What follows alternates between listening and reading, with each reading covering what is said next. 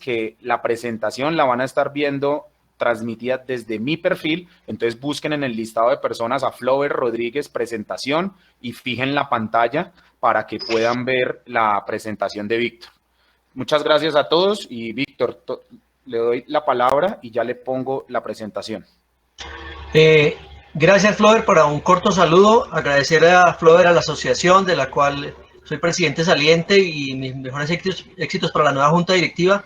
A Flover, a Clemencia, por la construcción de este espacio que nos ha invitado a compartir conocimiento, a pensar un poco diferente y a compartir conocimiento. Vemos unas perspectivas de diferentes temáticas muy interesantes. Hemos visto muchas temáticas de las geociencias, patrimonio, recursos minerales,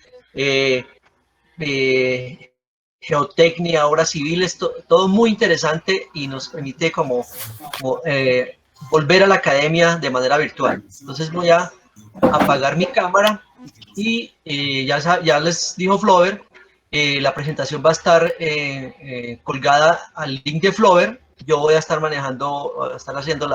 conduciéndola por el audio. Muchos de ustedes me conocen, soy geólogo de exploración de Ecopetrol. He sido presidente un par de veces de la Asociación Colombiana de Geólogos y Físicos del Petróleo, y soy presidente anterior de la AAPG de la región de Latinoamérica y el Caribe. Estos cargos que he ocupado en estas asociaciones me ha permitido tener una perspectiva muy interesante de lo que nos duele en Colombia y en Latinoamérica. La siguiente, Flover, por favor. Bueno, eso es sencillo, ese es un resumen de mi hoja de vida. Básicamente dice que tengo unos años de experiencia, y lo que yo les voy a contar hoy, yo no soy experto per se en los temas de energía, como algunos ingenieros, megavatios, kilovatios y otras cosas de transmisión. Son más compartirles unas reflexiones desde mi perspectiva como usuario y como profesional con experiencia en estos recursos. La siguiente, por favor.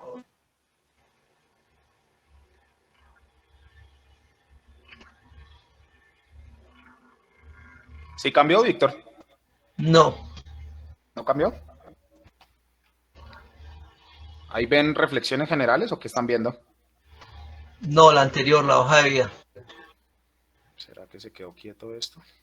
Regálenme un segundo. Sí, estamos viendo reflexiones generales. ¿Sí? ¿Reflexiones generales? Sí, esa es la que estamos viendo. Sí. Bueno, entonces, me confirman, yo voy entonces a usar mi propia pantalla aquí adentro, pero me están oyendo, ¿cierto? Sí, sí señor. Sí, señor. Ok, entonces, Sí. la siguiente es... Perdón, Flower, una recomendación. Es para que Víctor te busque a ti y vea la proyección él, ¿sí? Entonces es lo que debe hacer, es que Víctor busque a Flower para que vea él mismo también la imagen. Perdonen. Gracias, hermano. Bueno, voy a asegurarme de que eso esté sucediendo. Ah, sí, correcto. La siguiente, Flower. Muchas gracias. Listo. Una reflexión sencilla es de cómo usamos energía y cómo usamos recursos, es comparándonos cómo hemos crecido básicamente en los últimos 500 años. Ya he presentado esto un par de veces, algunos de ustedes lo han visto. Es una reflexión muy sencilla del libro De animales a dioses de Yuval Harari. Es un libro recomendado, muy interesante. Y una comparación sencilla. ¿Cuántos éramos en el año 1500? Y para un número redondo, ¿cuántos éramos en el año 2010? Pasamos de 500 millones de personas a 7.000 millones de personas. Es decir, incrementamos la población en 14 veces. Pero vean esto de manera muy interesante. En bienes y servicios pasamos de un equivalente a 250 millones de dólares a 60.000 millones de dólares. La demanda de bienes y servicios aumentó en 240 veces. No en 14 veces como sería un crecimiento lineal con respecto a la población. Y el consumo de energía en billones de calorías pasó de 13 billones de calorías a 1.500 billones de calorías. Aumentó 115 veces. No aumentó 14 veces de manera lineal con la población. Es decir, no solo somos más, sino que usamos, producimos y consumimos más. En promedio, cada individuo está usando 8 veces más energía y 17 veces más energía que nuestros antecesores de la Edad Media. Es muy romántica la idea de la Edad Media, lo que nos muestra las novelas, el cine, de vivir en la Edad Media, pero para que una persona de la Edad Media hubiera vivido como vivimos hoy, con recursos, con energía, con alimentos frescos, creo que lo dice Oppenheimer en alguno de sus libros, necesitaríamos aproximadamente 25 sirvientes. La reflexión siguiente es, ¿nosotros seríamos el señor feudal o seríamos uno de los sirvientes? Y eso basado en esa comparación. A la derecha escribo que si fuera solamente comparado con el mínimo para sobrevivir que necesitaría una persona por día, digamos, el mínimo en calorías y el mínimo en recursos, estamos usando 30 veces más energía y recursos de los que realmente necesitamos. O sea, no solo somos más, sino que usamos, consumimos y demandamos más. La siguiente, por favor. Y esta imagen creo que la vieron algunos de ustedes en una charla que dio Clemencia Gómez la semana pasada con la APG. Créanme que no se la copié, estamos básicamente usando recursos muy parecidos. Esta gráfica nos dice que hoy seguimos necesitando recursos. Esto es una gráfica muy interesante del Minerals Education Coalition, de básicamente una entidad asociada al Servicio Geológico de los Estados Unidos, que indica que un bebé, por supuesto que esto es un ejemplo de Norteamérica, va a necesitar en su vida, de un estimado de unos 78 años, 1,5 millones de kilogramos de minerales, metales, combustibles en recursos para el desarrollo de su vida normal. Esto es por la alimentación, por el techo, por el consumo de energía. Miren, por ejemplo, 980 libras de cobre, como 160 toneladas de carbón que necesita para su uso energético. Y pongo ahí en promedio en rojo, con una paréntesis, la palabrita desigualdad, porque esto puede ser el promedio para una sociedad de primer mundo, para Canadá, Estados Unidos, tal vez Noruega. Pero ese promedio es perverso, porque hay sociedades y hay niños que nacen con muchísimas menores expectativas de recursos en su vida media y va a usar muchísimo menos, por supuesto. Para eso lo quiero discutir en la siguiente diapositiva. Y un tema de combatir la desigualdad, o por lo menos una intención sana, son las metas los objetivos de desarrollo sostenible que ha venido trabajando en los últimos años las Naciones Unidas. Estas metas, en teoría, apuntan a combatir en términos generales esa desigualdad. Es decir, hay unos que tienen más, hay unos que tienen menos. El promedio, por supuesto, que no es un indicador directo de lo que le pasa a cada individuo. Y ahí entramos nosotros como geólogos a aportar muchísimo, porque nosotros somos los que mejor entendemos cómo extraer los recursos, cómo aprovechar los recursos, cómo usarlos de manera sostenible, cómo disponer de los desechos de esos recursos, o cómo llegar a unos conceptos de economía circular y que los recursos vuelvan y se utilicen, los recursos no terminen siendo desechos. Ahí entramos nosotros fuertemente, sobre todo con dos temas clave: combatir la desigualdad y que aportemos a que el desarrollo sea sostenible, es decir, que podamos seguir usando los recursos, pero no solo nosotros, sino las generaciones futuras. Otro modo de verlo está en la siguiente diapositiva. Aquí lo vemos, la tabla en la vertical muestra las 17 metas u objetivos de desarrollo sostenible: no combatir la pobreza, combatir el hambre, proveer buena salud. Por allá en las 6 y las 7 hablan claramente de temas que nos impactan, como es el suministro de agua limpia y de seguridad sanitaria y de energía limpia. Y hay muchos otros aspectos en los que nosotros tenemos una implicación. Ahí en la parte derecha traté de hacer un resumencito. Dice, ¿dónde impactamos nosotros? La siguiente, por favor. Nosotros tenemos un impacto en agrogeología, por supuesto, todo lo que tiene que ver con fertilizantes, con uso óptimo del suelo, enfrentar el cambio climático. De manera muy importante, ahí en el tercero está la energía. ¿Qué energía le proveemos a nuestra civilización, a nuestro planeta? Un poco más adelante en azulito está, por supuesto, los temas de hidrogeología, el uso adecuado de los recursos hídricos y la disposición de los desechos para no seguir perjudicando los futuros recursos hídricos. Y por supuesto, en un tema de recursos que no son energéticos necesariamente, como los minerales, los recursos materiales y los recursos que provienen de las rocas y de los metales, asociados a temas, por supuesto, principalmente de educación. Un modo de verlo está en la siguiente. Aquí están las metas de desarrollo sostenible vistas de otra manera y tienen un chulito donde nosotros tenemos una implicación directa. El fin de la pobreza, por supuesto, quisiéramos, o es una intención buena, que la pobreza en el mundo, la pobreza extrema y toda la problemática que trae de hambre, de expectativas de vida cortas, de salubridad, pues sea combatido. Tenemos un aporte muy importante que dar en que las economías sean sanas con un uso adecuado de los recursos. Combatir el hambre, por supuesto, en el objetivo 2.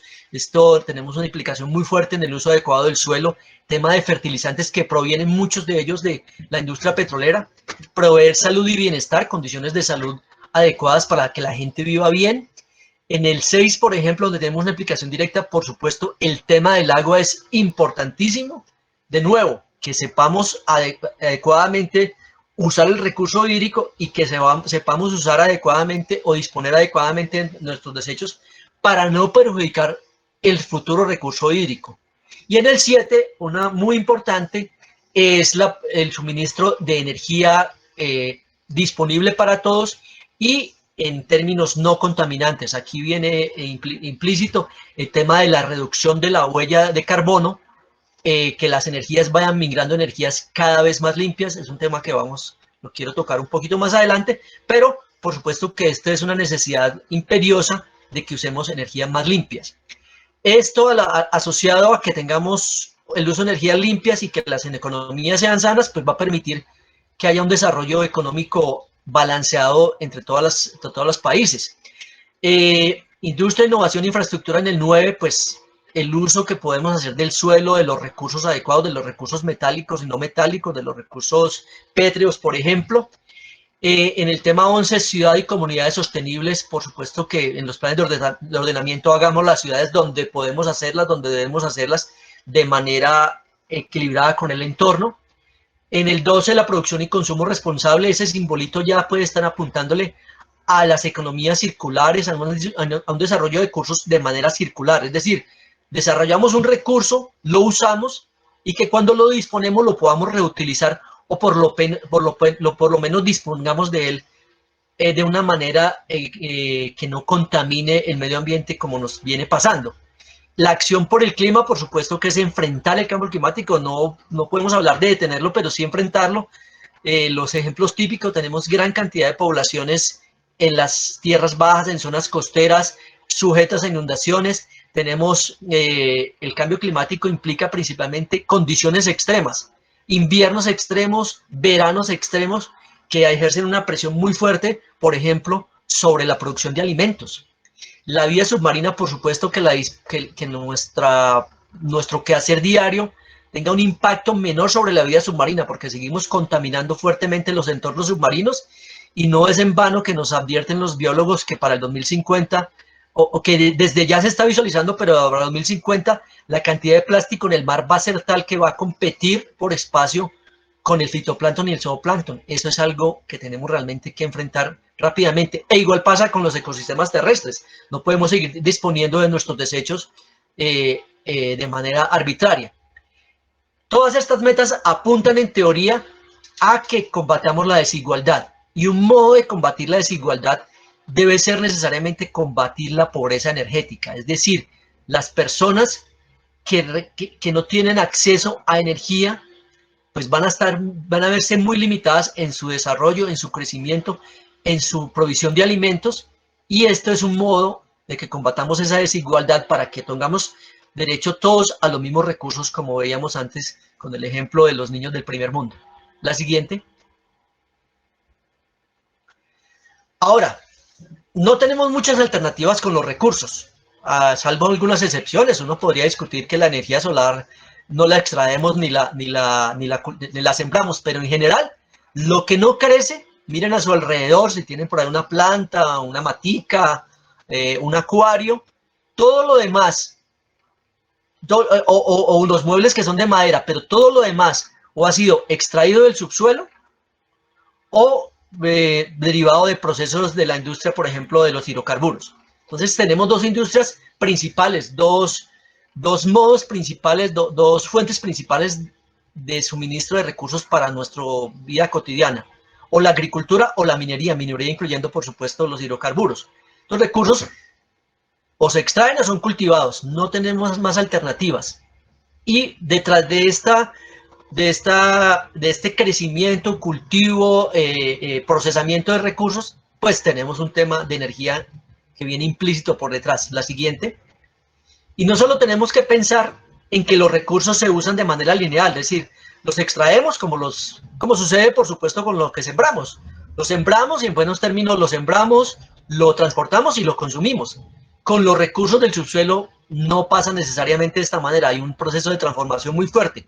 Y solo con el ejemplo de los hidrocarburos, muchos pensamos que, o hay una idea general, es que se le asocian solamente a combustibles, pero hay una gran cantidad de derivados que no son combustibles. Básicamente, de nuevo, los invito a que miren a su alrededor, plásticos, cauchos, todos los elementos sintéticos, líquidos que usamos en la cocina, solventes, agentes para las medicinas, detergentes, en la industria alimentaria, los fertilizantes, muchos de esos son derivados de la industria del petróleo y redundan en proveer los recursos que necesitamos para nuestra calidad de vida a la que todos tenemos derecho. No podemos decir hoy que usemos menos recursos de cierta origen como los hidrocarburos, porque terminamos, si no tenemos un reemplazo inmediato, terminamos castigando algunas sociedades o algunas comunidades. La siguiente. Y otro modo de verlo de otra manera, ustedes tal vez algunos de ustedes vieron algún conversatorio con Scott Tinker la semana pasada. Él tiene unas iniciativas muy interesantes sobre y conversaciones y unos documentales sobre el cambio energético. Los documentales Switch y Switch On se los recomendamos plenamente. Lo dejo en inglés básicamente para conservar el sentido inicial, pero enfrenta las mismas problemáticas. El tema de vivienda, el tema del hambre, el tema de la salud, de proveer agua limpia, el tema de la educación, unos temas sociales muy críticos que son las ratas de fertilidad en el tercer mundo. Una mujer que a los 15 o 20 años tiene 2 o 3 hijos, básicamente tiene unos retos gigantescos para desarrollarse como individuo en temas de educación, por ejemplo, y pues va a traer niños al mundo que van a tener muchos menos oportunidades que las que tenemos nosotros, por ejemplo. Ese estatus de inequidad de la mujer pues viene asociado también a estos temas, y un tema de inmigración muy importante es que la inequidad en algunas sociedades o las problemáticas de algunas sociedades apalancan una inmigración hacia otras sociedades. Nosotros somos testigos de primera mano de este tema de la inmigración de Venezuela hacia Colombia, o aunque no nos guste, como lo dice Donald Trump, pues que la genios porque en sus países no hay condiciones adecuadas para vivir ni de seguridad, y pues por eso hay una inmigración. Si todos tuviéramos acceso a los recursos, a la educación, a la energía de manera adecuada, probablemente la inmigración sería apenas un elemento social. Y de nuevo enfrentar el cambio climático. Pero detrás de todo esto, la siguiente, pues sigue estando la palabra energía. El tema energía es un tema que es transversal a todos nosotros, no lo vemos en el día a día, nosotros nos levantamos, hemos recuperado energía porque dormimos, esa es nuestra energía de nuestro metabolismo, estamos acá después de haber desayunado, usamos energía, en la energía que se usó para proveernos esos alimentos, para cultivarlos y procesarlos, y la energía con las que los cocinamos. En el caso de muchos de nosotros, probablemente gas natural. La energía está implícita. La siguiente. Parte de estas reflexiones nos llevan a que es inevitable que sigamos necesitando energía. ¿Cuál energía? La que estamos usando, la que tengamos disponible, la que la sociedad nos puede proveer en cada una de las condiciones socioeconómicas de nuestros países. Aquí un par de ejemplos gráficos muy interesantes, ya los hemos visto. Probablemente esto ya debe estar actualizado 2020. Estos son los escenarios de BP de Energy Outlook. Shell tiene los escenarios que se llaman Sky. Exxon tiene unos escenarios parecidos. La UPME en Colombia, Ecopetrol, la NH hace proyecciones parecidas de hacia dónde va la demanda y la oferta de energía en el mundo. La gráfica de la izquierda nos muestra en verde cómo se proyecta que en las próximas 2 décadas la demanda, el consumo de energía va a subir aproximadamente un 40%. En las próximas 2 décadas sube el consumo de petróleo en volumen, sube el consumo de gas, sube más que el petróleo, se mantiene el consumo de carbón, también crece un poco, y vienen entrando de manera importante ahí en anaranjadito los renovables. Esas son noticias muy importantes.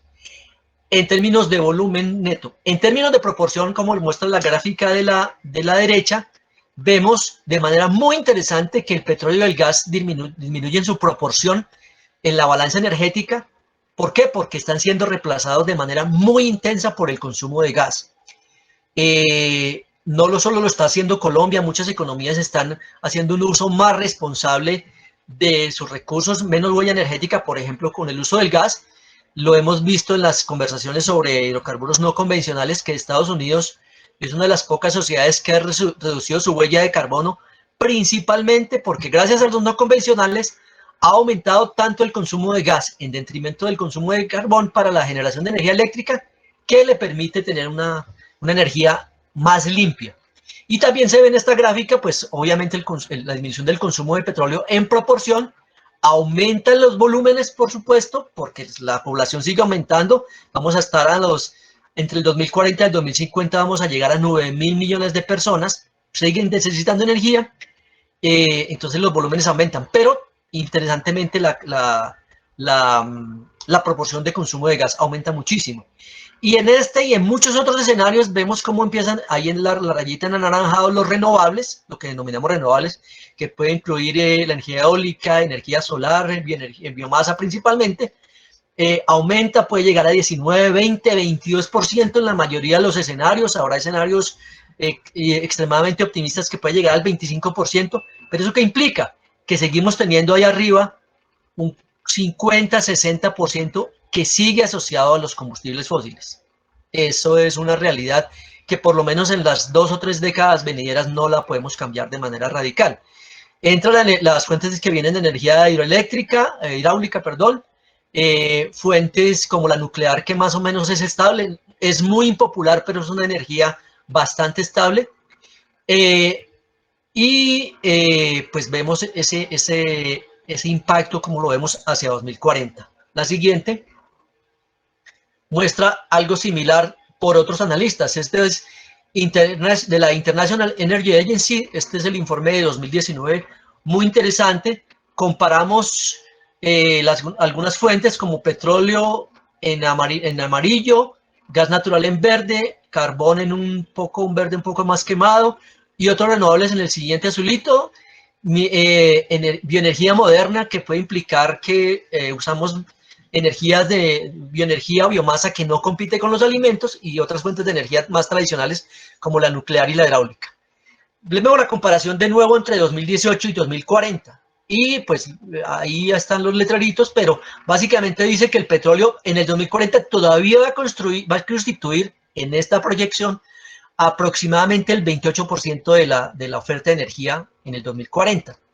El gas está subiendo a volúmenes muy comparables con el petróleo, básicamente llegando como a un 30%. El carbón está en términos generales se mantiene, disminuye mucho en el mundo occidental, probablemente en Estados Unidos, por lo que les decía que estamos consumiendo muchísimo más gas en detrimento del carbón para producir energía eléctrica, pero las energías del Asia, básicamente China y la India, siguen consumiendo muchísimo carbón. ¿Por qué? Porque es mucho más barato. Básicamente ya lo tenemos, y incluso estábamos, ayer escuchaba a un señor Hormizda, creo que era uno de los analistas que dio una charla ayer, que hay comunidades en Europa que como el negocio de los no convencionales está fallando, como a nivel de negocio, pues están recurriendo al uso del carbón porque ya lo tienen y es muy barato. Entonces el carbón desafortunadamente en su consumo no está disminuyendo.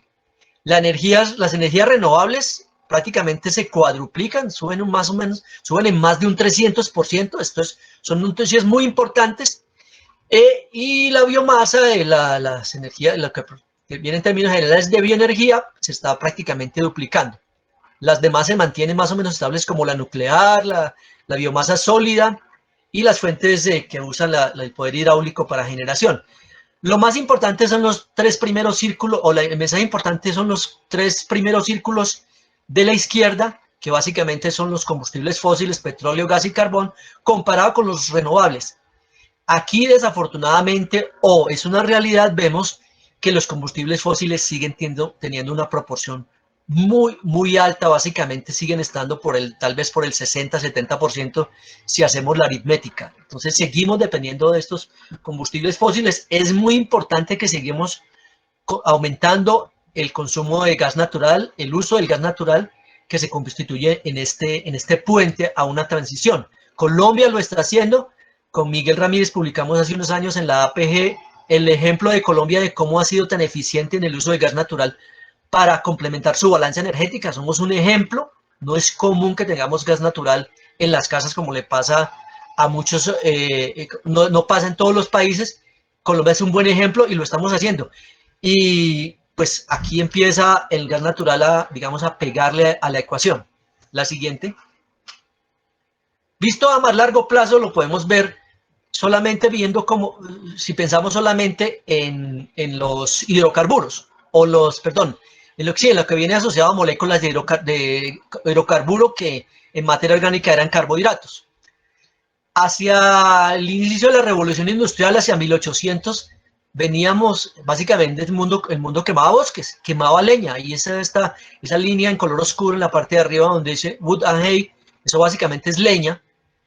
Hasta la revolución industrial consumíamos de manera muy intensa los bosques, básicamente Europa se consumió sus bosques, luego tuvieron que empezar a ir un poco más, a ahondar un poco y empezaron a consumir carbón. Eso pasa después de los 1850, hacia mediados del siglo pasado, consumimos de manera intensa, seguimos consumiendo carbón, pero pues en esa época era el energético principal, y solo hacia mediados a finales del siglo XIX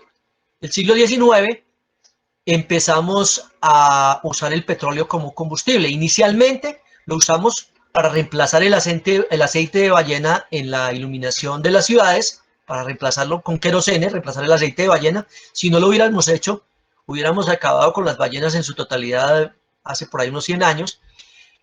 Pero inicialmente el petróleo era solamente para iluminación, solo hasta la invención del motor de combustión interna y su popularización por Ford con el modelo T por allá a comienzos del 1900, es que se convirtió en un combustible importante. Y ahí es donde empieza esa curva verde a subir, donde dice petróleo no, empieza a subir, porque con la industria automovilística se intensifica el uso del hidrocarburo como combustible. Después viene la industria aeronáutica, y por allá a mediados a mediados del 20, los 30, Winston Churchill, que era el director del almirantazgo en Inglaterra, decide que la flota naval pase toda de carbón a gasolina o a combustibles líquidos. Se hace un cambio radical en la demanda y pues pasa, por supuesto, a una demanda de la parte naval, y esto implicó también de manera adicional el triunfo de la Segunda Guerra Mundial de los aliados. Entonces seguimos hacia mediados del siglo pasado, mediados y finales, digamos hacia los 80, un intenso consumo de combustibles líquidos. Estaba hablando, por supuesto, de los derivados del petróleo.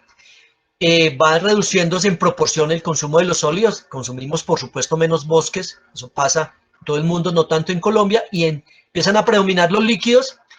Y en esta etapa viene una línea que viene como en gris, subiendo de manera continua desde 1950, que es principalmente el metano asociado al gas natural. Y en esta época, si nos ubicamos por ahí donde se cruzan la curva verde y la curva gris, estamos en esa etapa donde empieza a predominar el consumo, debería empezar a predominar el consumo de gas sobre el consumo de hidrocarburos líquidos. Y eso es lo que está sucediendo. Eso es lo que está sucediendo en Colombia con el ejemplo que les contaba. Y en cuanto a moléculas asociadas a carbón, a hidrocarburo, a carbono o hidrógeno, debemos ir migrando hacia mediados y finales del siglo a una reducción muy ostensible del uso de los líquidos y del gas natural, con un uso mucho mayor de gases más livianos, llegando se postula que hacia finales del siglo usemos intensamente el hidrógeno. Esto asociado en cuanto a las fuentes de energía que tienen que ver con carbono e hidrógeno. Es un modo de verlo. Básicamente pasamos de consumirnos los bosques a empezar a consumir mucho metano, gas natural e hidrógeno. La siguiente. Y claro, esto está asociado a lo que hay por detrás de todo el consumo de estos energéticos. Voy a hacer un par de comparaciones, también adaptado de las charlas de Scott Tinker. de la iniciativa Switch y Switch On. Básicamente aquí hay un ejemplo de que el carbón, el petróleo y el gas natural pues tienen asociados, aparte de su extracción y uso, una gran cantidad de implicaciones. Del proceso de extracción, que puede ser minería o perforación de pozos, y su transformación, hacemos un uso intenso de la tierra, del agua, hay asociado a emisiones en su transformación, por ejemplo, en la petroquímica. En perforación y completamiento hacemos también un uso intenso de tierra, agua, se quema el gas en algunas circunstancias. Esto se hace cada vez menos, pero el gas se ha venido quemando porque tenía un tema de mercados muy limitado. El manejo del agua nos debe preocupar porque hay unos temas que tenemos que saber cómo reutilizamos esa agua para los procesos de transformación de los productos. ¿Qué hacemos con esos vertimientos? Y como nos está preocupando hoy en día, si hay una sismicidad asociada ostensible que tenga efectos sobre las actividades de escala humana. En el transporte tenemos obras lineales de alto impacto como ductos, poliductos, oleoductos, transporte por supuesto por carretera, transportes en barco, transportes en trenes. Estos transportes tienen una implicación también de consumo de energía y de nuevo las emisiones. En refinación y petroquímica, toda la transformación de estos productos, en particular del hidrocarburo, pues genera unas emisiones que hay que saber manejar y controlar.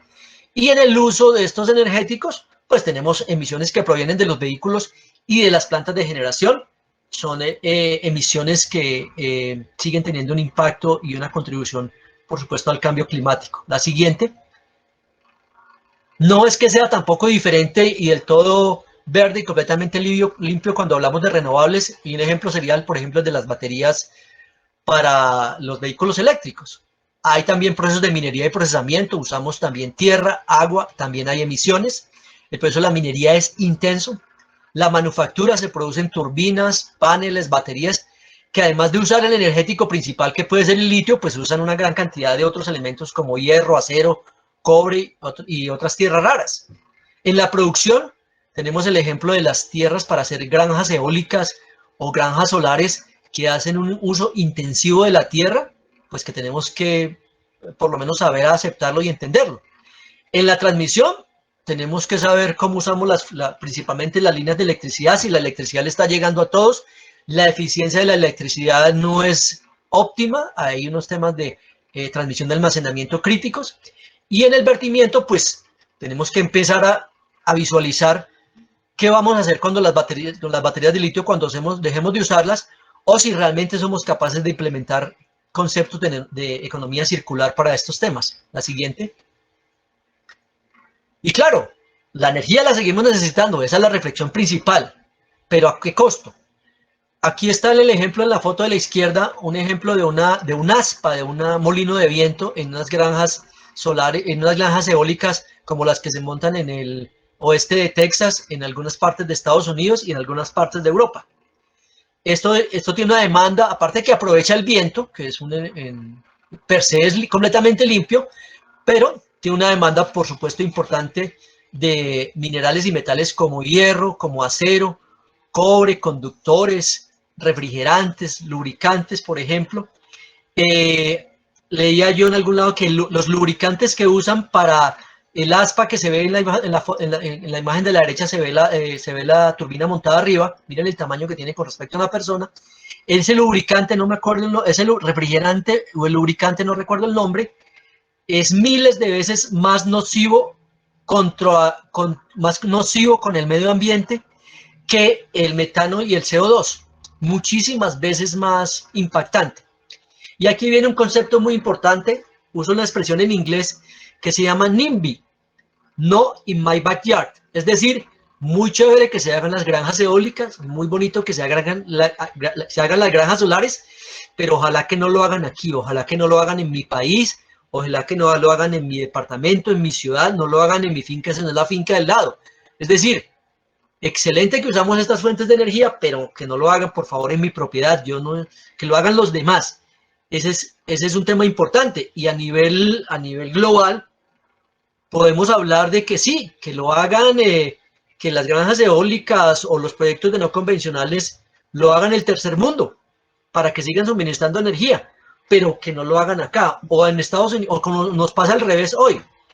México prohibió los no convencionales, le compra gas a Estados Unidos y Estados Unidos produce el gas que le vende a México de no convencionales. Entonces, hay un tema importante de la energía. Necesitamos energía, pero tenemos que hacer un balance de lo que tenemos que aceptar en términos de impacto en la generación de esos recursos.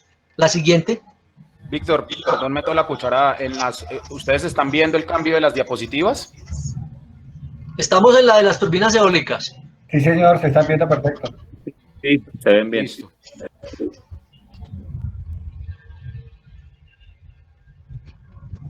Listo. En la siguiente estoy mostrando un par de ejemplos de vehículos eléctricos. El vehículo eléctrico, hoy tenemos la moda muy interesante con el señor Elon Musk, con Tesla. Es muy fancy, muy interesante. Colegas nuestros tienen carro eléctrico. Es muy interesante. Pero esto no es una idea nueva. Esto tiene, aquí está el primer ejemplo. El Baker Electric era un vehículo que se propuso eléctrico en el año 1909. Esta era la publicidad, se veía muy fancy para la aristocracia de la época, pero la energía tenía que venir de algún lado. En ese momento la energía eléctrica seguramente tenía una alta aporte del carbón. En la imagen de la derecha, marcas tan sofisticadas como Jeep, usted sabe que yo soy aficionado a estos temas, ya estaba tratando de producir vehículo eléctrico para el servicio de correos de Estados Unidos. Sin embargo, no ingresó adecuadamente, no se popularizó adecuadamente. ¿Por qué? Porque los combustibles fósiles, básicamente el petróleo, la gasolina, el diésel, seguían siendo tan económicos y tan fáciles de manejar, pues que no tenían cabida estas fuentes de energía. Entonces, se siguen considerando estas alternativas, hoy cada vez son más populares. Por supuesto que el vehículo eléctrico es una alternativa muy interesante, pero la energía viene de algún lado. La siguiente. Y lo vemos de esta manera. Ya teníamos otras alternativas. Hay una patineta por aquí, creo que esto es en San Francisco, como en el 1915. Un pequeño motorcito con una batería una batería pequeñita. Hoy vemos esas patinetas de manera muy moderna, muy de moda. Pero pues este tema ya lo veníamos pensando. Pero la energía, igual que esa energía que tenía el motorcito de la patineta, pues venía de algún lado. En su momento probablemente de una versión de gasolina de hace un siglo. Y claro, aquí hay una imagen, ¿no? Algunos colegas, algunos compañeros tienen vehículo eléctrico como el que aparece en la imagen de la derecha. Ese vehículo eléctrico, si estamos en las casas, se conecta a nuestra red de generación eléctrica. Si es en Estados Unidos, la red eléctrica principalmente está alimentada por carbón y por gas. De nuevo, cada vez menos carbón, pero el carbón sigue siendo muy importante. Es decir, el vehículo eléctrico en el fondo, si cambiaran toda la flota de Estados Unidos por vehículos eléctricos, son como 300 o 400 millones de vehículos, pues van a hacer un pico en la demanda de uso de electricidad que por detrás viene o de carbón o de gas. Entonces la energía viene de algún lado. Y miren este ejemplo irónico que lo tomé de internet. Ese es el carro eléctrico conectado a una fachada muy bonita de suministro de energía eléctrica, pero como está en una zona aislada y no está interconectado, pues tiene un generador diésel atrás. Entonces, lo que viene es un círculo vicioso en que la energía viene de algún lado. El carro eléctrico es seguramente, estoy seguro de eso, mucho más limpio por el tema de emisiones, pero igual está construido con metales, con plásticos y necesita lubricantes. Ergo, necesita hidrocarburos. La siguiente, por favor. Y aquí hay una reflexión adicional. Esto es una granja solar. Creo que esta foto la tomé de algún lado. Tomada de Scott Tinker, de un ejemplo que tienen de España. Esto es una granja solar. Son hectáreas de paneles solares. Por supuesto que requirieron mucho cobre, aluminio, sílice como minerales y metales para construir las granjas solares. Y adicionalmente, pues básicamente estamos cubriendo un territorio de suelo que tiene un impacto ecológico importantísimo a costa de la generación de esta energía. Y aquí viene una reflexión crítica, simplemente para decir, no para atacar las energías alternativas, sino para decir que la figura no es en blanco y negro. La siguiente. Lo copié de Scott Tinker de nuevo. Es una reflexión crítica que nos debemos hacer. El sol y el viento, por supuesto que son renovables, y tenemos sol para otros 4.000 millones de años, y viento tenemos en nuestras latitudes una generación de viento muy importante y en las zonas costeras. Ellos son renovables, pero los paneles, las turbinas, las baterías no son renovables. Ahí es donde viene la reflexión fuerte, porque detrás de esto tenemos la necesidad de seguir usando recursos y seguir inventando maneras de hacerlo más responsable, y ojalá que lleguemos a economías circulares en estos temas. La siguiente.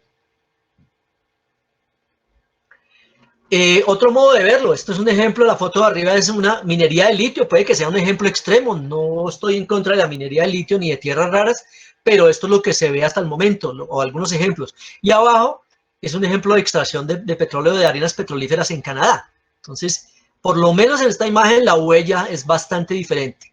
Aparte de esto, pues, las fuentes de energía que propongamos como alternativas, como renovables, tienen que cumplir al menos unos requisitos. Tienen que cumplir un ABC, copiado de un anterior presidente de Ecopetrol, Juan Carlos Echeverry. Probablemente le sacó a algún lado, no sé, pero pues le doy el crédito a él. Tiene que ser abundante, tiene que ser barata o por lo menos competir, y tiene que ser confiable y deseable, por supuesto que sea limpia. Entonces, estos son los requisitos mínimos que debe tener las energías que planteen reemplazar la matriz energética de hoy. La siguiente. Pero tenemos buenas noticias. Nosotros, o lo que se ha visto es que para implementar energías alternativas requerimos un tema de subsidios, de exenciones de impuestos, de estímulos gubernamentales muy altos para que puedan entrar en masa. En la última década, esto es lo que hemos visto, si comparamos el costo en términos de energía, ahí están las unidades dólares por kilovatio hora de generación de energía comparado con los combustibles fósiles, que está entre 5 centavos y 15 centavos de dólar, como las energías alternativas como la biomasa, la energía geotérmica, la energía de origen hidráulico, la solar fotovoltaica, el offshore del viento y el offshore en tierra, empiezan a tener costos de generación competitivos. Es decir, ya se puede llevar a nivel de negocio, no seguir dependiendo de que sea exclusivamente de subsidios del gobierno o de proyectos altruistas, porque en últimas, para que llegue a economías de escala, esto tiene que ser realmente implementable en términos económicos. Si no, se va a quedar en proyectos pequeños experimentales. Afortunadamente, esta imagen nos muestra que ya entramos en este escenario de que son competitivos. La siguiente. Y tengo que tocar aquí necesariamente, ya en alguna charla mía lo he mencionado con algunos de ustedes, necesariamente hay un tema del gas natural como elemento de transición. Ahí está para que la lean, pero básicamente todos lo podemos entender. El gas es limpio, es barato y abundante. ¿Por qué? Muchas compañías, incluida Ecopetrol, estamos, por ejemplo, en Costa Afuera buscando petróleo y encontramos gas. Muchas compañías están buscando shale oil y encuentran gas shale, o sea, buscamos petróleo y encontramos gas, es decir, es abundante. El término, eso hace que en el mercado sea barato porque además es más fácil de usar. Es, por supuesto, en términos de huella de carbono, es menos contaminante que el mismo carbón. La demanda está en aumento, hay una conciencia de que debemos usar gas más natural, o sea, la conciencia de que ese elemento de transición que es el energético de transición hacia nuevas energías está aceptada. Y en la diversificación de las energías, las economías mayores pues están buscando que el gas les permita su estabilidad energética. Y para esto, no solo los gobiernos, sino las compañías privadas están moviéndose en esa línea. De nuevo, bajo los parámetros de que sea abundante, barata y confiable. La siguiente. Y esto está asociado para los países, para las compañías, a un tema de negocio. Y para los países a un tema de seguridad energética, también adaptado de una charla de Scott Tinker del año pasado. Tiene que haber unos conceptos económicos de por medio, que la unidad de energía, pues de nuevo lo que les decía, que sea competitiva, que los precios sean, que haya una estabilidad de precios por lo menos entendible, una fluctuación entendible. Esto es porque, por ejemplo, en el caso del gas, los negocios son de muy largo plazo y no pueden estar sujetos a demasiadas incertidumbres, por lo menos lo que sea controlable como temas de impuestos y regalías que sea conocido. En términos de infraestructura hay que saber a qué facilitar. En términos de infraestructura hay que saber a qué facilidades de construcción de facilidades nos estamos enfrentando, que sea disponible, puede haber fuentes energéticas espectaculares, pero si no son disponibles para todos, pues se quedan en que no habría suficientes para que se generalice su uso, que sean confiables, nos sucede con el viento o la energía solar más claramente, pues depende de la latitud, o depende por supuesto de las variaciones diarias, diurnas, pues hay que manejar esa intermitencia, ¿no? En ese caso, las energías alternativas se vuelven complementos a las energías más estables, no se vuelven la base de la matriz en el 100%, que sean seguras, obviamente, como les decía, por ejemplo, la energía nuclear es una energía muy confiable, pero la seguridad está en tela de juicio muy confiable en términos de disponibilidad y de continuidad, pero hay unas dudas importantes sobre la seguridad para la naturaleza, básicamente por los accidentes de Chernobyl y Fukushima. Y que sea sostenible, obviamente que no estemos usando una energía que su costo ambiental sea más alto que lo que nos suministra, que haya una densidad de energía por área, peso y volumen, eso sigue siendo muy alto en cuanto a la gasolina. El ejemplo clásico es que con 100.000 pesos o con lo que nos cuesta tanqueamos el carro, andamos 200 o 300 kilómetros, paramos, tomamos un café, otros 100.000 pesos y seguimos andando. Eso todavía no pasa con la mayoría de las fuentes de energía en el tema de movilidad. Y seca es probablemente una mala traducción, pero que su relación con el uso de agua potable sea responsable. La siguiente. Y ahí, ¿cómo vamos nosotros? O sea, esta es una introducción, una reflexión general del tema de la necesidad y la dependencia de la energía que tenemos como civilización. ¿Y Colombia cómo va ahí? La siguiente. Este es un estudio de la UCME muy interesante, publicado en diciembre de 2019, está disponible en la página de la UCME, y solo saqué un par de gráficas para ilustrar mi punto. El estudio es bien interesante, recomiendo que le echen una revisada. Mira nuestra balanza energética, nuestra matriz energética de 1975. Mire que teníamos todavía un 50% de uso de leña y bagazo. Básicamente lo que le pasaba al mundo 100 años atrás. Estábamos realmente atrasados en migrar a unos combustibles mucho más limpios. Para el 2018, prácticamente casi que desaparecido el uso del bagazo, se ha disminuido, de la leña, se ha disminuido muchísimo. Todavía tenemos muchos hogares que cocinan con leña. Sin embargo, pues entramos ya, más de la mitad de la balanza energética está asociada ahí está en rojo y gris, está la gasolina y el diésel, y en blanco está el gas natural, es decir, ya los combustibles fósiles empiezan a pesar fuertemente, y lo que hizo Colombia, lo que está haciendo el mundo es aumentar la electrificación de manera muy importante. Pero noten que de todas maneras entramos a una dependencia mayor de los derivados del petróleo. Eso es más o menos a la actualidad. ¿Y cómo se vería hacia el futuro? La siguiente. De nuevo, el mismo estudio, el Plan Energético Nacional tiene 3 proyecciones. El escenario base, como estamos hoy, hacia hasta las proyecciones a 2050. El escenario 266, que es reducir nuestra huella de carbono a 2030 a 266 millones de toneladas de CO2. Y el escenario de nuevas apuestas, que es optimizar nuestra balanza energética lo más posible, es decir, llegar a una balanza energética muy limpia, aumentar nuestra electrificación. Miren, por ejemplo, el gas natural, que es la franja blanca. En los escenarios aumenta, en el escenario de nuevas apuestas, más o menos se mantiene estable, básicamente disminuye un poquitico hacia el 2050 porque estamos aumentando la electrificación.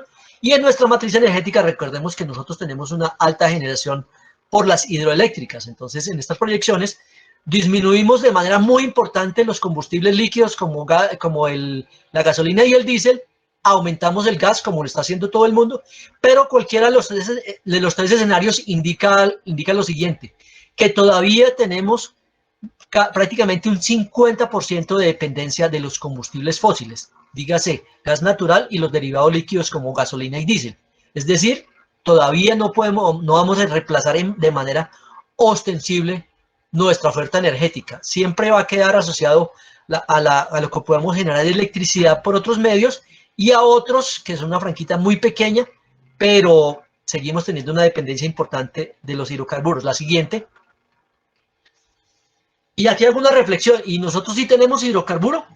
En una de mis charlas mostré una gráfica diferente aquí, la actualicé un poco, con el mapa de los países del mundo en proporción, el área de su país en proporción a las reservas. Miren que aquí Venezuela entra de manera muy grande, básicamente porque probablemente le están aceptando que registren sus reservas toda la franja de crudos pesados. Esos son 300.000 millones de barriles de petróleo. Arabia Saudita 260.000 millones, Estados Unidos está por los 36.000 millones, probablemente ya involucrando mucho tema de no convencional. Los números de Irán y de Rusia son muy importantes. Y en la tabla, Venezuela con 300.000, el último de la tabla, que es el 15, es Brasil con 12.000, probablemente asociado a todo su potencial de offshore. Y Colombia todavía está muy fuera de la tabla. Colombia está en el mapa, en la esquina inferior izquierda, pero no lo vemos. La siguiente.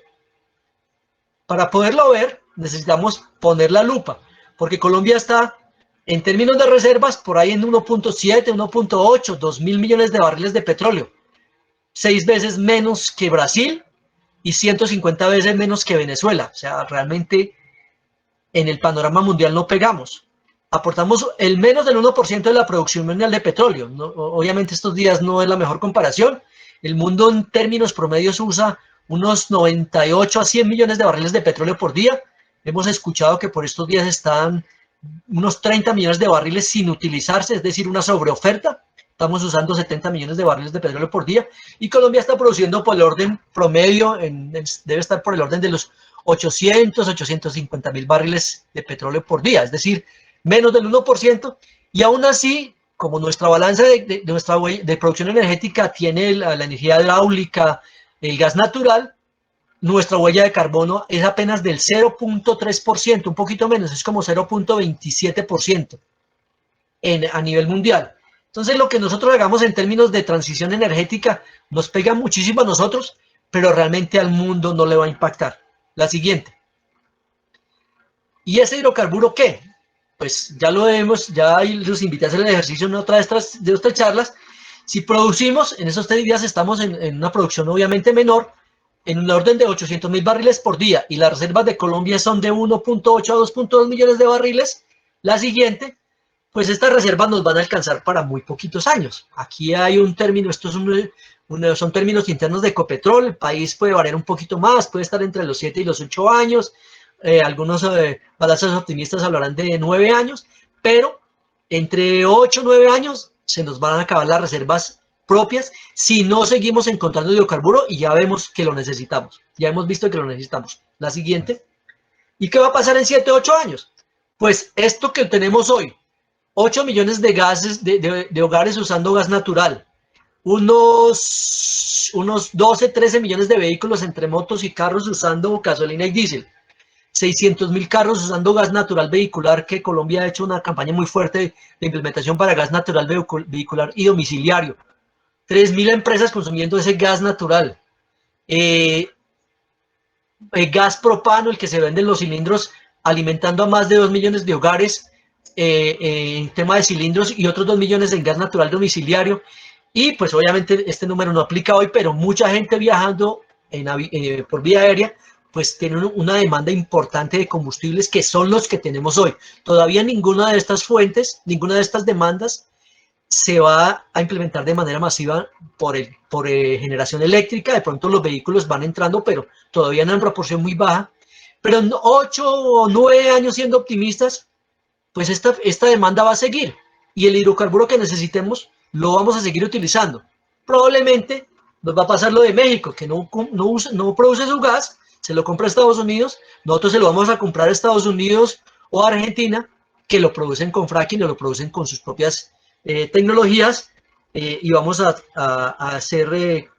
permitir que se generen regalías, impuestos y empleos en otras latitudes si no seguimos encontrando hidrocarburos, si no seguimos explorando y encontrando. La siguiente.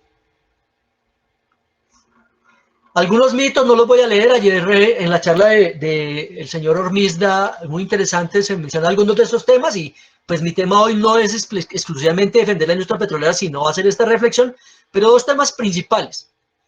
Hay una gran cantidad de beneficios generados en impuestos, regalías, empleos en la última década, todavía siguen siendo vigentes. Ustedes oyen en el mes de marzo de cada año cuánta plata le transfiere Ecopetrol a la nación en términos de transferencia de dividendos que luego van a los accionistas, y mucho de eso vale impuestos al Estado. Y otro tema importante, para no leer toda la diapositiva: a pesar del impacto tan alto que tenemos, solo usamos el 1%, la industria de los hidrocarburos solo usa el 1.6% del agua que se consume en el país a nivel industrial. La agricultura usa el 70%, en el hogar usamos el 80%.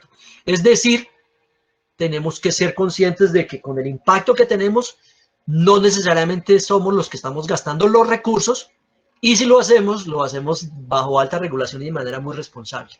Y ya para ir redondeando, unas últimas reflexiones. La siguiente. ¿A qué nos enfrentamos? ¿A qué se enfrenta hoy la industria energética, incluida la industria de los hidrocarburos? Se enfrenta a realmente si con las metas de desarrollo sostenible hay una intención real de combatir la pobreza energética. Es decir, que todos tengamos acceso a fuentes de energía, todos en el mundo, desde alguna aldea por allá en África hasta nuestros compatriotas en el Chocó, en La Guajira. Estamos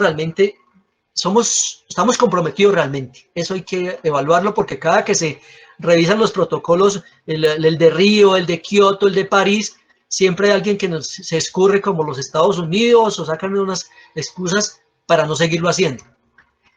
Obviamente estamos en una etapa de impulso fuerte a las fuentes no convencionales, eso es necesario, eso se está haciendo, pero para que esto suceda, pues hemos identificado todos que el gas natural es el energético en transición, el que nos va a permitir ir limpiando el uso de nuestra canasta energética, dando estabilidad a las economías para que puedan enfrentar la entrada de los no convencionales, que, como les decía, necesitan al principio fuertes temas de estímulos y de aportes de los gobiernos, de subvenciones, de subsidios.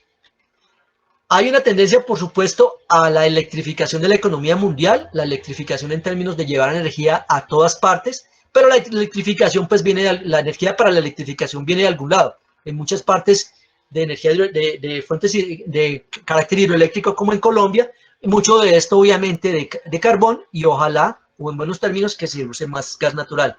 Esto asociado a que hay una iniciativa de descarbonización.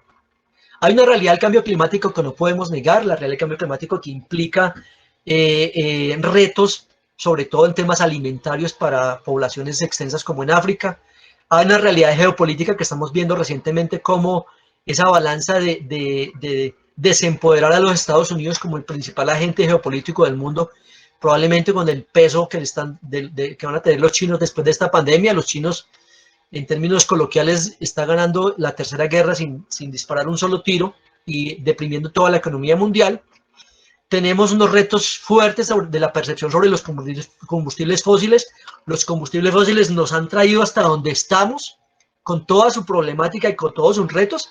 Probablemente es el momento correcto de dar el paso que queda a nuevas fuentes de energía, pero el aporte es innegable. Tenemos que seguir trabajando nosotros, nuestras siguientes generaciones, en talento humano para que enfrente estos desafíos asociados a innovación y tecnología de nuestro quehacer geocientífico, para, por ejemplo, ser más eficientes en el uso de tierras raras para generación de energía eléctrica, por ejemplo, para la electrónica o para los vehículos eléctricos, pero también que seamos inventivos para que haya economías circulares y que no tengamos después un problema en una generación con esos desechos. Y hoy tenemos retos como la pandemia, que nos tiene acuartelados y que nos tiene a todos pensando, todos ustedes, de nuevo, si miramos, igual que yo, miramos alrededor, cuánto de lo que nos rodea realmente lo necesitamos, cuánto de nuestra ropa, de nuestros lujos, y cómo podemos simplemente depender de la economía local, y esto pues sería un cambio de paradigma. Y esto, pues, para la industria de los hidrocarburos, por supuesto, implica una situación de mercados en que es necesario reinventarnos, pero también es necesario saber cómo sale la economía de esta crisis para saber si somos capaces de subsidiar y de sustentar la implementación de energías alternativas. Y finalmente, unas reflexiones sencillas, ya más bien como pensando en voz alta, con el permiso de ustedes, la siguiente. Nosotros, como industria energética, la industria energética que sea el carbón, el petróleo, las represas para generación hidroeléctrica, no somos necesariamente antagonistas de las comunidades del medio ambiente. Hemos migrado a modelos en los que tenemos que llegar a relacionarnos bien, pero nosotros no somos el origen de los problemas. La siguiente. Desafortunadamente, en latitudes como la nuestra, el principal enemigo del medio ambiente es la pobreza. Es muy difícil decirle, es casi que inmoral decirle a una persona que no sabe qué va a comer al otro día, que piense en economía circular, o que recicle, o que no tome el agua de la quebrada de manera poco técnica, o cómo no dispone de sus recursos, de sus residuos a la misma quebrada. Eso es básicamente inmoral con el otro ser humano decirle, o si nos decimos nosotros, o que le diga el hemisferio norte, Estados Unidos, Canadá, Europa, África, no use sus energías porque qué vaina con el medio ambiente, cuando básicamente Europa quemó sus bosques para llegar donde está. Entonces, aquí viene el tema otra vez de la pobreza energética que tenemos que combatir. Y la siguiente, que es un golpe fuerte para nosotros, es que en nuestro caso, todo eso que tratamos de hacer se ve desafortunadamente enmascarado por un flagelo nuestro que es la corrupción. Ahí es donde nosotros tenemos que ser muy responsables de que los recursos que generemos o produzcamos realmente no sean absorbidos por este flagelo. Y los quiero dejar con una última gráfica que me parece que es un llamado de atención para todos. La siguiente. Esto es un mapa que salió la semana pasada en El Tiempo. 1.710 poblados que aún se alumbran con velas en Colombia. Esto implica, no es una densidad de población alta, creo que estaban hablando de unos 120 a 150 mil personas, pero son compatriotas nuestros que están alumbrando con vela, probablemente cocinando con leña, todavía quemando sus bosques. Esto me parece que es vergonzoso. La siguiente. Y más que vergonzoso, es inaceptable para nosotros. Nosotros no podemos decir ahorita, cambiemos de modelo energético, sacrificando a estas poblaciones. Esperemos a que a un pueblito de algún lado le llegue el carro eléctrico. No, esperemos a que le llegue la energía eólica, si no la vamos a poder implementar.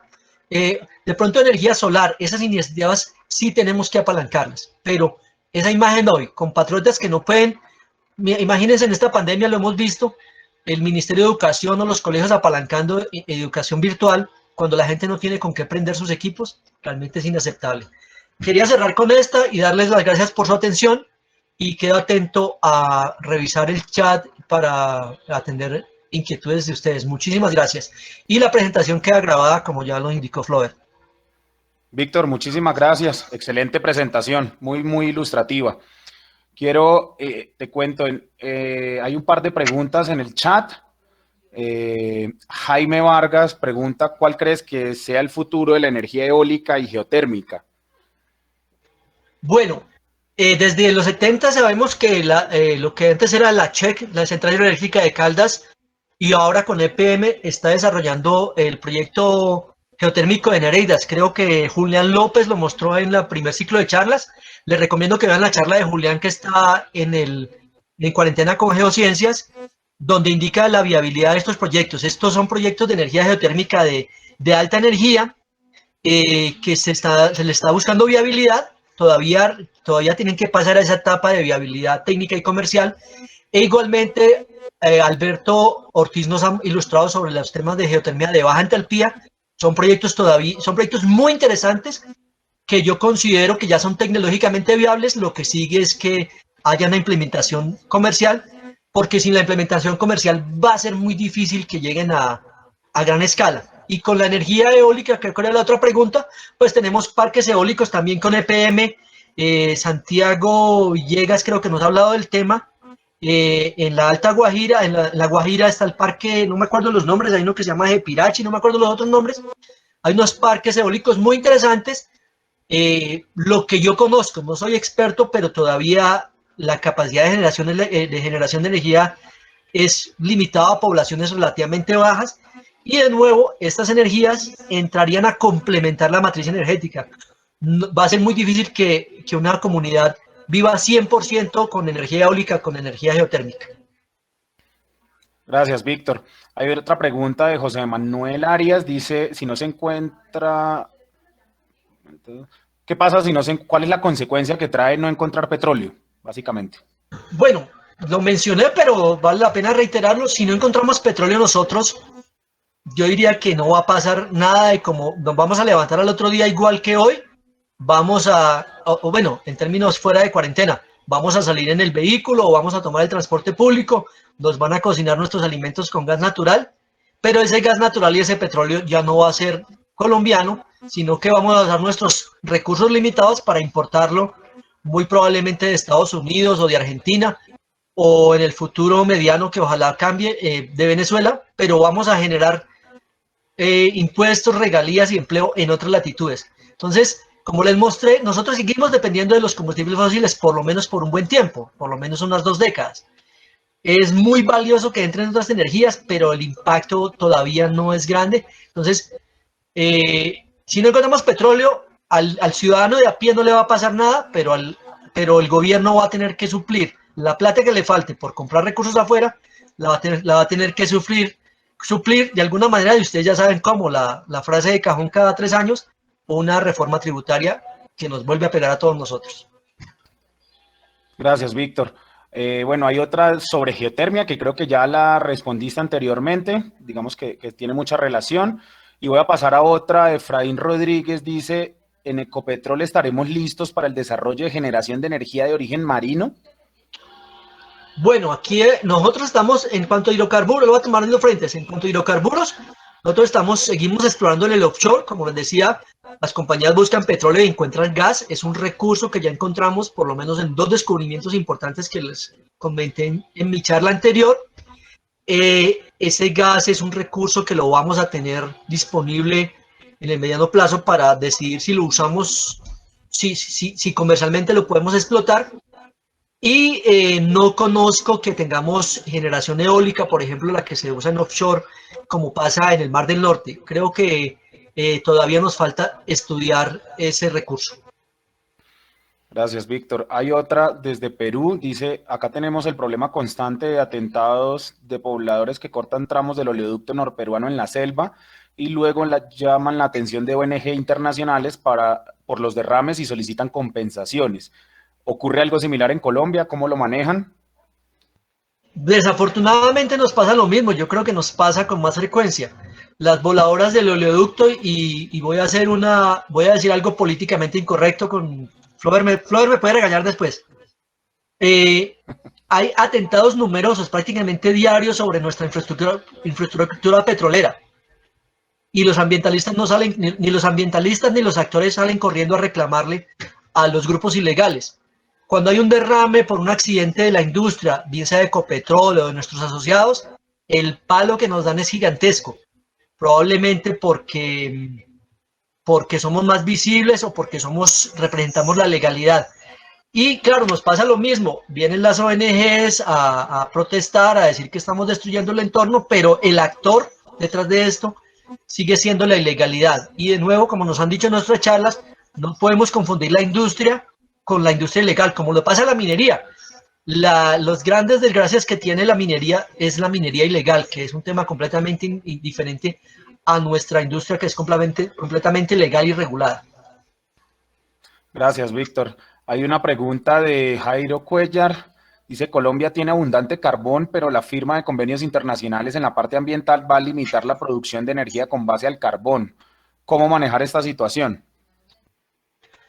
Bueno, ahí nos pasa que nosotros exportamos creo que entre 80 y 100 mil toneladas por día de carbón, exportamos como 30 millones de toneladas de carbón al año, eso es una cantidad de recursos importantes. Los convenios internacionales, si se refiere a los protocolos, pues Colombia tiene unos compromisos que debe cumplir de otra manera. Nosotros no somos usuarios intensos del carbón. Camilo Montes en una charla de manera muy interesante hacía el reclamo que por qué exportamos el carbón si lo podemos usar nosotros. Pero pues viene el tema de los protocolos de cómo lo usamos. Eso no sé si limita la producción. Yo creería que limitaría el uso propio del carbón, pero el carbón lo sigue necesitando en el mundo y mientras represente ingresos para el país, probablemente lo vamos a seguir produciendo y exportando. ¿Pero por qué? Una gran parte se exporta, no es que lo usemos de manera intensiva. Gracias, Víctor. Hay otra de Simón Ricardo, dice, Con la pandemia el flujo de caja se ve afectado, la exploración pasa a segundo plano. ¿Cómo incentivar para no parar la exploración? Esa es una pregunta que nos hacemos todos. A ver, gracias Ricardo, esa pregunta es muy difícil. No es un secreto, todas las empresas hemos reducido al mínimo nuestros gastos. La mayoría estamos trabajando desde la casa, la mayoría estamos haciendo teletrabajo. Muchos proyectos que estaban comprometidos para este año se están pateando hacia el año próximo. Yo creo que ahí tiene que haber un tema, ya la NH lo está haciendo, está reaccionando a dar unas facilidades contractuales para que no se pierda el impulso exploratorio. Esto requiere básicamente temas de gobierno, que el gobierno, el Ministerio de Hacienda, el Ministerio de Minas, el Ministerio de Ambiente habiliten la flexibilidad para que podamos seguir haciendo nuestros proyectos, digamos, con menores costos. Y Ecopetrol en particular está trabajando lo que llamamos el mínimo vital, pero no, las operaciones como tales, que son operaciones del día como refinería y transporte, no se han detenido. Pero el tema de exploración sí se ve deprimido y para eso vamos a requerir una reacción fuerte del gobierno. Listo, Víctor. Haider Quintero pregunta qué hacer con los ultraambientalistas en contra de todo, incluyendo el fracking. Yo creo que lo que estamos haciendo es el camino correcto, el diálogo, la conversación abierta, lo que hace la Asociación Colombiana de Geólogos y Geofísicos del Petróleo, lo que hace la Sociedad Colombiana de Geología, abrir estos espacios, ya lo hicimos algunos días. Hay unos ambientalistas radicales, hay unos ambientalistas sensatos con los que se puede conversar. Hicimos el conversatorio la semana pasada con Julio Fierro, que es una persona con la que se puede conversar, es una persona inteligente, que desde su punto de vista es muy sensato, pero detrás hay unos ultraambientalistas solo radicales que desafortunadamente uno puede identificar que manejan intereses que yo diría que no son genuinos. Por eso excluyo en particular a Julio Fierro de ese grupo de ambientalistas poco genuinos. Si ustedes tienen la oportunidad, y lo recomiendo, creo que John Cerón lo dijo en una charla, pero se lo reitero, hay un documental que deja muy mal parada la industria petrolera que se llama Gasland. En ese documental es donde muestran que abren un grifo y le ponen un encendedor y se prende la llama. Resulta, y si ven el documental, y les recomiendo el documental que se llama Frack Nation, donde muestran que ese grifo al que le salía agua estaba reportado desde 1936. Hay una relación de causa-efecto que no vemos en las noticias planas, que en esa zona hay una gran abundancia de gas natural y gas natural resumando a superficie, mirando a superficie. ¿Qué dijo la industria petrolera? Oiga, en esa región hay gas, pues vamos a explorar. No al revés como lo muestra Gasland, que dicen, como hay industria petrolera, el gas está escapando a superficie. Es al revés. Como hay gas natural en el entorno, la industria petrolera fue hasta allá. Y el documental, anótenlo, Frack Nation, está en YouTube, demuestra que había gas natural en el área. Le entrevistan a la gente y dice, claro, aquí había gas natural, por eso vino la industria petrolera después. ¿Y qué sucede?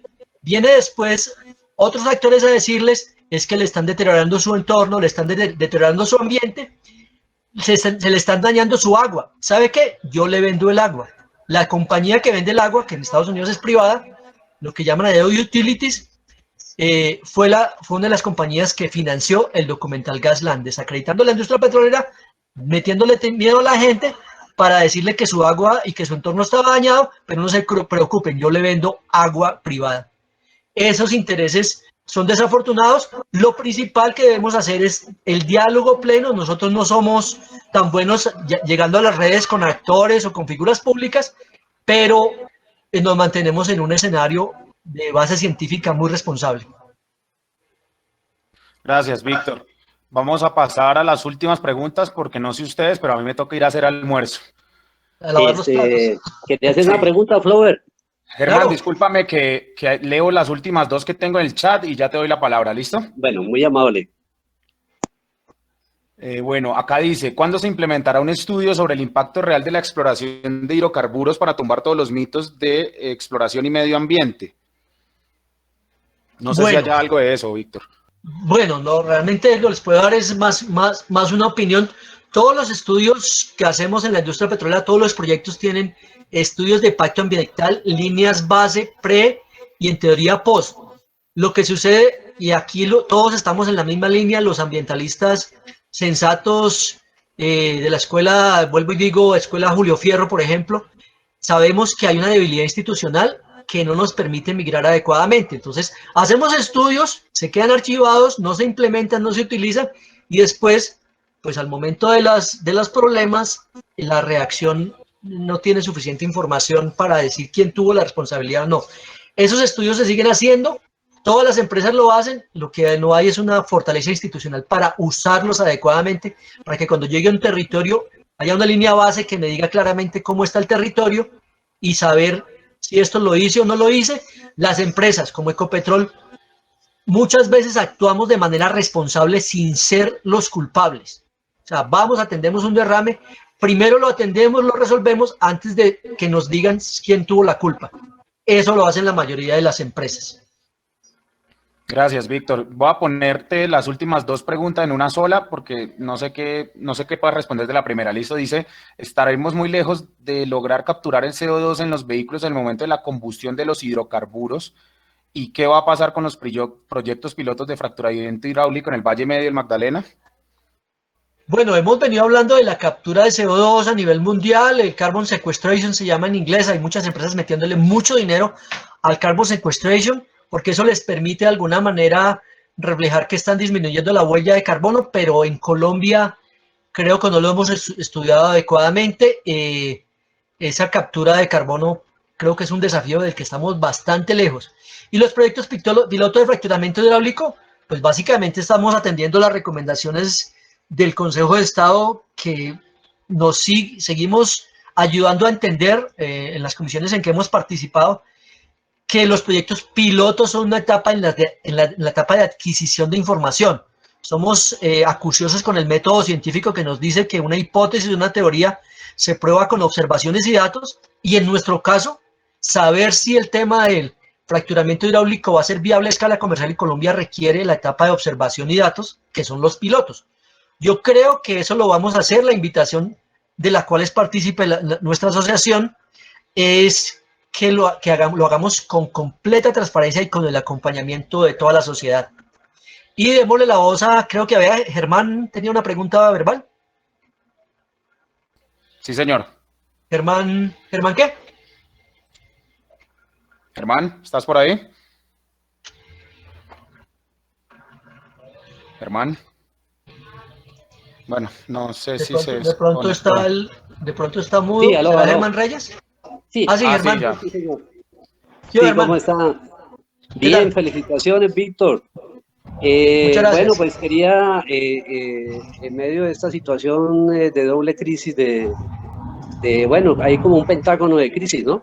Una de esas es la crisis energética, otra, pues la crisis que estamos viendo de bioamenazas, de las amenazas que estamos viviendo ahorita, tipo biológico, que ya estaban previstas, cómo actuar en el marco de Sendai, y prácticamente muchos gobiernos desacataron esos preceptos. Colombia la ratificó y fíjate, en un principio comenzó a hablarse de contingencia, pero ¿cómo vamos a hablar de contingencia, algo que nadie ha podido contenerlo? Entonces estamos hablando de verdaderamente de una emergencia, de una gerencia todavía de operaciones, de un manejo de una situación crítica. Entonces tenemos esa, la crisis energética, la crisis que tenemos ahorita en el tema de seguridad o de protección social, lo que tiene que ver con todos los sistemas de salud, la necesidad de actuar globalmente, no localmente, sino globalmente. De nada sirve el esfuerzo de una sola persona. Lo tercero es que también es importante mencionar de que ya llevamos 100 años, el año pasado cumplimos en el 2019 los 100 años del megacampo Las Ira Infantas. Entonces, 100 años, vamos a seguir otros 50 años más con energía de huella de carbono. Yo creo, Víctor, que no. Y el país ahora sí está volviendo a la gente al común, a compartir, a poner en la mesa estas controversias, sabiendo que en la época que hubo la posibilidad de discutirlo hace 30 años, la energía del mundo importante no estaba en el crudo, no solamente en el crudo o en el carbón, también estaba en las grandes centrales nucleares que hoy día se están desmantelando en Europa. En Japón todavía existen. Entonces estamos dando una visión de que no, y tú persistes en el tema de gas, y yo pienso que no debe ser solamente esa visión, o sea, son muchos recursos que tiene una entidad estatal y siempre sigue pensando en lo mismo. No hay otra instancia que permita fortalecer otra visión que sea hacia energías limpias. Ya es el momento, el planeta tiene un pasivo ambiental que no lo paga nadie, seguramente tendrá unas cosas por pagar esos pasivos. Yo he trabajado en geología ambiental, soy geólogo experto en riesgos, pero cuando comencé a trabajar en el 95 en la reversión de la concesión Neiva 540, terrible los impactos de eso. Cada día existen miles, millones de teas en el mundo contaminando la atmósfera, amén de las combustiones móviles de los aviones que sienten los que dicen. Julio Ferro no es un ambientalista, perdón, es un geotecnista geólogo. Y citas a una mala autoridad, tú que eres un vicepresidente, me disculpas. Entonces te voy a mencionar unas personas que sí son importantes en el tema mundial y son colombianos. José Yunis, representante de Colombia Nature Conservancy, una de las mejores 18 ONG del mundo, ¿sí? Esas personas sí tienen que hablar, no los 13 expertos que nombraron para decirle así al fracking, que se vendieron, discúlpeme la palabra, que se vendieron para respaldar el fracking. Carlos Vargas, etcétera, todas esas personas que cuando han sido ambientalistas, cuando han trabajado han sido monologuers, ni siquiera conocen de hechos que estaban ahí, ¿qué es eso? Y Cristian Samper, por decirlo también, que es el director del Museo de Historia Natural en Washington, colombiano experto. Me pasaría Margarita Astrágala. Germán, perdona, pero ¿tienes alguna pregunta? Sí, no, es que estamos para esto, no para hacer preguntas, sino sentar una posición. No, está bien, Robert, ya le voy a responder. Sí, Víctor, pero espérate, acabo de terminar. Y lo que quiero decir es que la nueva crisis que viene precisamente es eso. Es la nueva crisis que tenemos en la democracia, la caída de las democracias, la falta de credibilidad, la corrupción. Todos esos miles de millones que hemos producido en 100 años ha dejado al país más pobre de lo que estaba antes de que estaban los hidrocarburos. No comparto tu visión de que la energía eólica sea mala. Todo lo que hace y toca el hombre produce más impactos negativos que positivos, pero se está imponiendo en Dinamarca, se está imponiendo en países europeos. En el 2013 eran 5 los países líderes en la energía, iniciando por China, seguido por Estados Unidos, y no estaba ahí todavía India. Hoy India ha subido al 3er lugar, Brasil ha subido al 4º lugar. Y en Brasil se utiliza mucho la energía hidroeléctrica. Aquí en Colombia también se puede ver y no como algo malo. Las PCH, las pequeñas centrales hidroeléctricas, funcionan en el país, funciona la energía solar, la energía eólica hay que ponerla. En el parque que está allá en la Alta Guajira, en el parque eólico. Entonces, tú estás estigmatizando unas cosas que no conoces, la geotermia, la energía marina. Entonces seguimos mirando eso desde el punto de vista de la arrogancia de los petroleros. Me disculpas, pero esa es la verdad.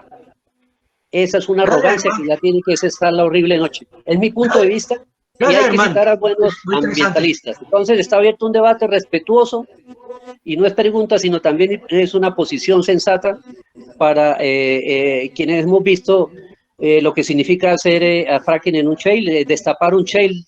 Todos dicen del agua, pero los que salen de esos shales, todo lo que tienen los shales, yo estoy haciendo doctorado en los shales de la formación La Luna, increíble todo lo que tienen, sus tierras raras, plomo, un montón de sustancias que eso, ¿quién ha debatido eso? Todo el mundo está hablando del agua. Pero gracias, eso, déjame entonces tratar de tocar los puntos. Gracias, sí. Lo único que te pido es respeto, porque no creo que los 13 personas que dices de la comisión se vendieron. Aquí fue claro, incluso tuvimos un debate en que fue una posición dividida, pero es tu visión de que hubo gente que se vendió.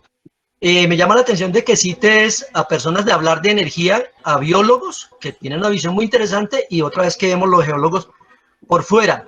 Mi intención con esta charla y con muchas de las que yo estoy es dar una visión de una realidad. Yo no me inventé las cifras, ni me inventé los estudios de la UPMEN, ni los de... El problema de la sostenibilidad no es solamente de geólogos. El problema de la sostenibilidad... Gustavo, ¿me dejas terminar, por favor? ¿Me dejas terminar, por favor? Yo te dejé hablar, gracias. Lo que yo estoy diciendo es que, gústenos o no nos guste, es una realidad. Y tú puedes tener toda la razón en tu visión de que haya una arrogancia de parte mía o de parte de los petroleros. Pero lo que yo estoy diciendo es que... No, yo lo estoy personalizando, yo digo es generalizada, es generalizada, no te estoy endilgando responsabilidad ni nada de eso. Es cambiar las políticas, cambiar el chip. No veo que Esto haya es una esa visión. Esto es una visión. Tú eres bienvenido a dar tu visión acá y si tienes una charla que compartir, por supuesto que los espacios están abiertos o que hagamos un debate.